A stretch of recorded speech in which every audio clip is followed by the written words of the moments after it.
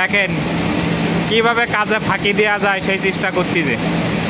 এক একটা বক্স নামাচ্ছে মনে আছে 10 মিনিট ধরে।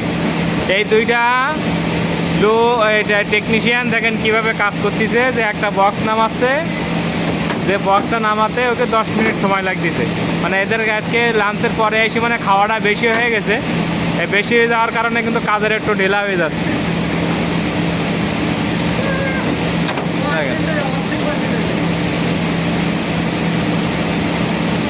আপনারাই বলেন তাহলে এদেরকে কি করা উচিত,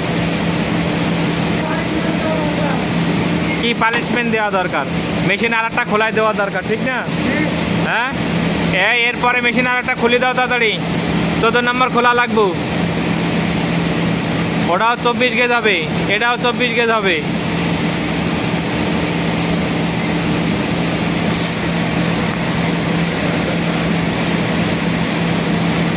এই হলো দুই ফাঁকিবাজ, দুইটা একসাথে বসে বসে খালি গল্প করবে। একে গল্প ছাড়া আর কোনো কাজ নেই। মেশিন খুলতে দিছি সেই 2টা বাজে আইসি, 2টা বাজের থেকে মেশিন এখনো পর্যন্ত খুলতেছে।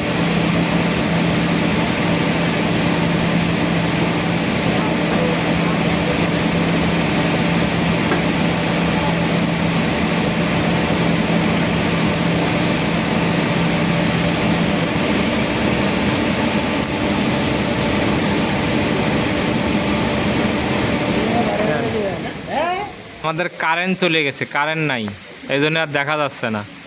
আরও ফাঁকিবাজ দুইটা বসে আছে।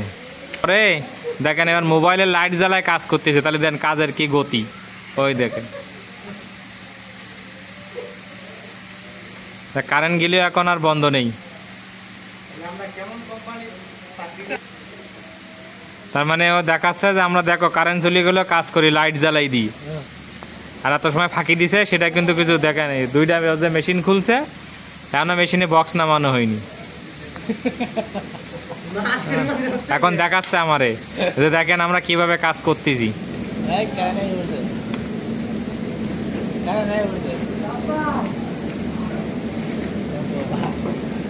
তোরা তো দেন এত সময় ধরে খেলে ডালে 2টা বক্স নামাইছে, দেখতেন?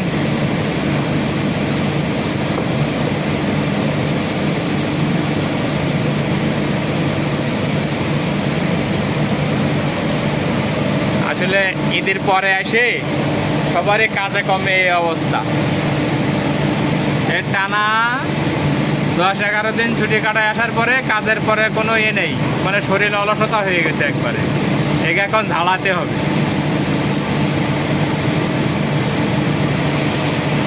ঠিক আছে, এভাবে আপনারা কাজ করবেন না, কাজ আরও দ্রুত করবেন।